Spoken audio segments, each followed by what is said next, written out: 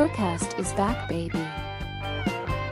Very well, and for me that's amazing, because one of the reasons why I started BRUCAST is to, well, meet new interesting people, but also learn. And one of them is like blockchain. That's a term that I hear all the time. It's like it's hot. It's a hot topic, but I still don't understand it. Could you? Okay, and please? I can explain. It's Yeah. no problem. Actually, consider we have plenty of time. I can give you the deep, good, explanation, which is better than a concise one, because we are living in the information era, right? So we had the industrial era before, age era, as you want to call it. So now it's an information age, right? And information is a value, something that has become a commodity, right? So is something like what we are doing now is information as well, right? So in the phases of this information age, we went from the analog things that were before. So it can be a recording vinyl or in a magnetic tape, something like this, to the digital one, CD, DVD, or something like that. Then, thanks to the internet, we can start sharing this information with others. Then the business start creating. So there are companies that sell services through these means, right?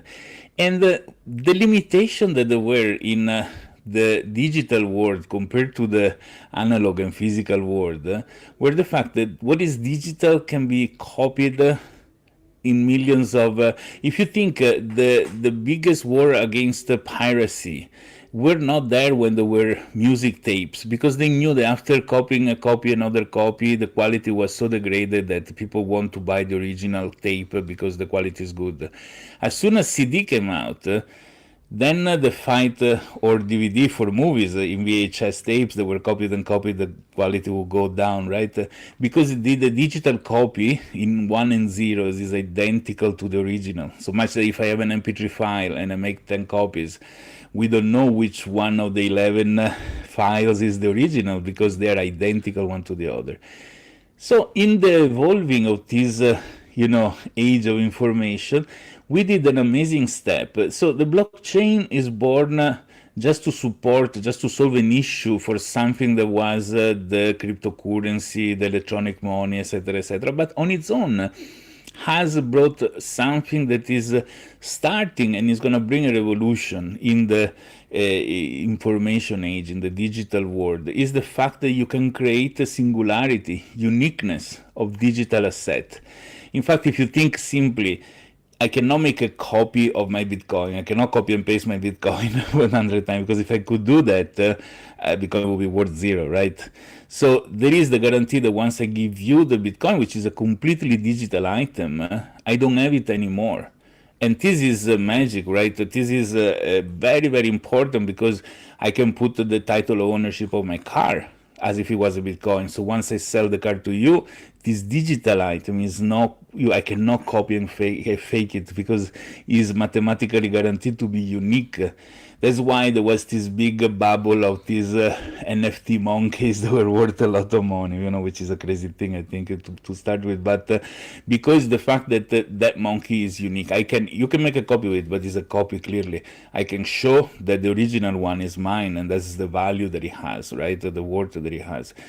So these allow the guarantee, given together all the other technology that are there in blockchain, like cryptography, and peer-to-peer networks, etc., the guarantee of the quality of the information. So I give always this example. I need to subscribe to the gym. The gym wants a certificate from my doctor that I'm healthy to go to the gym. So usually people can take a piece of paper, Photoshop, and fake one, hardly can be verified. But if the government uses something like blockchain, where the digital identity of the doctor is registered in a record of doctors, so is really a doctor that can be proved cryptographically, okay? And he signed a digital document with his digital signature, is guaranteed that this document is the one that is signed, and he's a doctor authorized to sign it. So when I share it with the gym, they have the capacity to verify that everything is correct, there is no way to fake them, to create or tamper a document, to make fake signature. It is a chain of like a sort of supply chain of documentation that is cryptographically guaranteed, and is not yet fully applied this. But if you think the beauty of this, because we could always have done this, but you should have elected somebody with a server to guarantee for third party. Like when you do the digital signature in the document that they send you, you're using a service. This service has a server where they save the fact that you signed, right? But with blockchain is directly between the two parties without middlemen. So you remove the man in the middle. So that's why Bitcoin, I send it from me to another person. I don't need to use the bank's financial institution. It's a direct choice of doing something between two parties. So it brings the responsibility toward the person. It removes somebody that need to be trusted, which we saw lately that cannot so much be trusted. A lot of middle party, people losing their land because the registry office, there is a fake notary that makes sell the land to somebody else. There are a lot of people that convinced to own a piece of property, and they go check in the registry, it's not their zone anymore because somebody fake document and stole it. So this will be all guaranteed by cryptography and removed. It's true is also that if I am 3 in the morning, I'm drunk in a pub and I want to give my house to this blonde girl, probably there is no officer or something that stop me from doing so. It can be mediated. It's not an absolute or nothing, but is an instrument that remove corruption, remove concussion rather than favoritism and all these things, because guarantee that the correct process is followed, and that this is amazing. Meaning that is a tool that is much more powerful than cryptocurrencies. It is a tool that is going to be used in processes that where people want the guarantee, they don't want a middleman in the middle. So that's what blockchain is, and blockchain is one of the instruments. There are several other, not many, but there are a few others that do similar things, and that's fantastic. I think it is something that is gonna take slowly into the technology. The final user will not know it because it's behind the scene. It's something that happened behind the curtain of the mobile app rather than the website that people use. But it's something that is going to be very important to guarantee the quality of what happened in the information. Wow. That's so interesting. That's amazing. So blockchain and decentralization are basically the same thing. They go hand to hand together. Well, blockchain is an instrument to do decentralization. Decentralization is mostly based on peer-to-peer network, which is one of the elements of blockchain. Peer-to-peer networks are network of computers where there is no computer that is more important than the other. So there is no central point of failure. So there is no one server that I can go hit and the network goes down. So in a peer-to-peer network, you have many nodes, which are those computer servers that were part of the network. And if you even kill one of those, two more comes out in another place. So it's like a sort of animal living his own life. What makes the network working is the protocol, is the set of instructions that guarantee the quality of the data that travel through the network. So, but they can be used without blockchain. It can be used to make phone calls, video calls, data sharing, many other things, data storage, in a way that if you think a BitTorrent, which is an instrument that many use to download the file, is on a peer-to-peer network, is what made the regulator change the regulation. Before it was illegal to share. With BitTorrent, it became illegal to download because there is no way to stop a BitTorrent. It's just an animal on his own, like a peer-to-peer network that has no boss. So Torrent was one of the first peer-to-peer networks to exist. So even before that, so every blockchain. So peer-to. Sorry, let me. Too many information in a couple of minutes. Sorry. It's okay. It's okay. So peer-to-peer network is part. It's like part of the blockchain ecosystem. You cannot separate them. So you need the peer-to. Yeah, Okay. blockchain is made by peer-to-peer network, cryptography, which is a science of mathematics, so there is no computer. You can do it by hand if you want, and data storage, so you need to save some information, and the protocol, which are the rules of the game, practically. So how things has to go through. So in the case of the example before, if I am underage when I go to the gym to subscribe, automatically I need the authorization of my parents, for example. This rule is written there, and I cannot cheat, so that's the rule. It is a guarantee. It's like a phone network where you can decide what phone call can go through based on some criteria. And like a fax machine, they only accept faxes.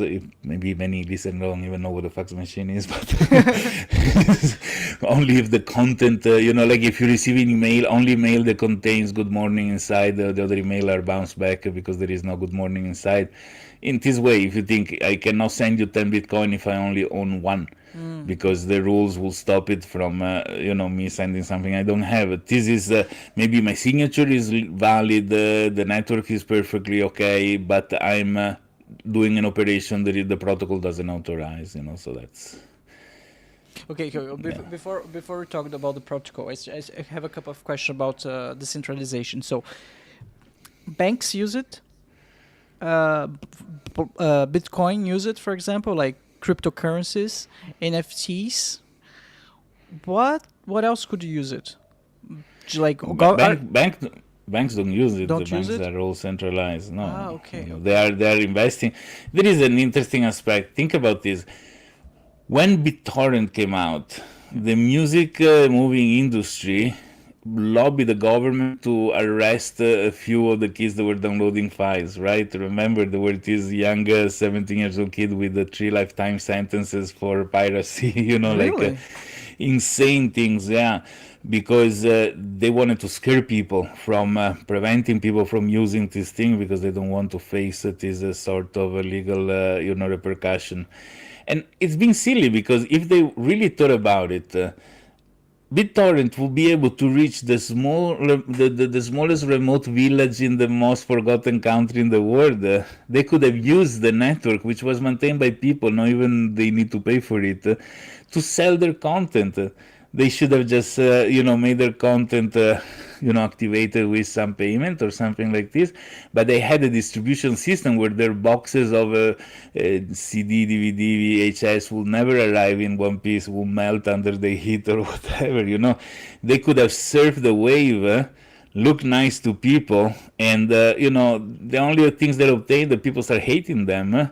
They made the piracy even worse because, people start finding other systems. They didn't stop the phenomena. They just became something people don't like, Yeah. When cryptocurrency, Bitcoin, blockchain came out, banks, some country make it legally immediate. The first reaction, the human reaction was something that you don't know, something you're afraid of it. There is this strange beings moving toward you. You run away. You don't go there and shake hands because you're scared. So some countries, some government reacted badly also with cryptocurrency, but most country a little bit more awake, let's say, more on with technology. They start saying, look, this is a very powerful technology that we can use for many use cases. Let's invest. And they start saying, look, Bitcoin is illegal, but the technology underneath is good. And they offer sandboxes, they offer grants for company just to explore the new technology. And has been, since 2014, 15 until now, an amazing opportunity for R&D, where research and development in new ideas and new things. There has been a lot of bubbles where people lost money. There is a lot of scams around it, unfortunately, because every new technology is always, approach. The scams are always the same. They just serve the different new opportunities that there are. But the underlying technology is amazing, right? And government, in fact, have invested, and also banks. So as the music industry reacted badly and lobbied the government for, incriminating the users, financial institution with crypto and blockchain in most countries start saying, okay, let's try to ban the cryptocurrency aspect of it, but let's invest in the technology, so at least we save, and if you own a technology, you control it. So they want to patent, they want to do things like that, and bring, innovation in those fields. So that's why all the world of fintech started, it was already there, but surfed a bigger wave of opportunities. Fintech is financial technology, so technology in finance, opening a lot of doors. If you think all the carbon credits management around the world, all those impact things are managed with blockchain, because they bridge the cross borders. If you think about it, that whatever is inside the country, inside the jurisdiction, can be managed centralized, because there is one rule, one law, one government. But when you start doing, for example, trade between two countries where there is different languages, different laws, different way of operating, etc., the minimum common denominator is paper and pen.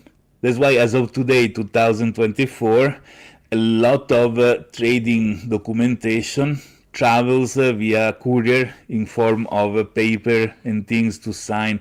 That's why you must have heard people saying, the container is already at the port, I cannot collect because the documents are not ready, right? This is because the documentation travels lower than the merchandise most of the time. Because between different countries, there are no one piece of software that works. If there is a phone network, you can make a phone call. There is a fax, you can send a fax, an email, you can send an email, but there is no one government functionality where you fill up the form, because they are two different countries. And maybe, I don't know, shipment goes through another country, freight forwarder there, a shipping company with another flag.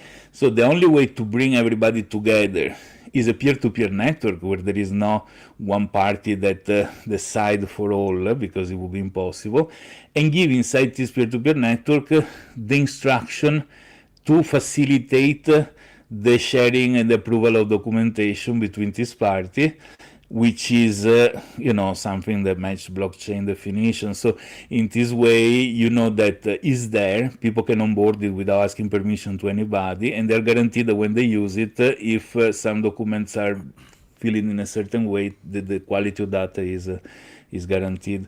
So it is a tool that when applied is going to make things much better in many ways. So remove all the human mistakes, remove all the criminal people that do things outside the rules, So it's going to be powerful, I guess. Oh, it already is, right? But I think like governments, they evolve so slow. I don't see they adopting that like new technologies that fast. I saw the other day that in Japan, I think it's a cultural thing as well, but in Japan, they still use floppy disks. And the government, because apparently like the culture is, if something works, don't change it, never.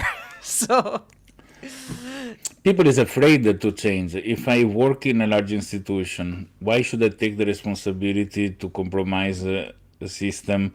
So usually I'm gonna choose a vendor that is the most important, three-letter large company names, or like this consulting that are huge. So of course you cannot blame me. I choose the best. And using technology that is proven to work. So the step ahead is very complex. But it's not always like this. There are a lot of government that actually, but in a much slower manner. That's guaranteed.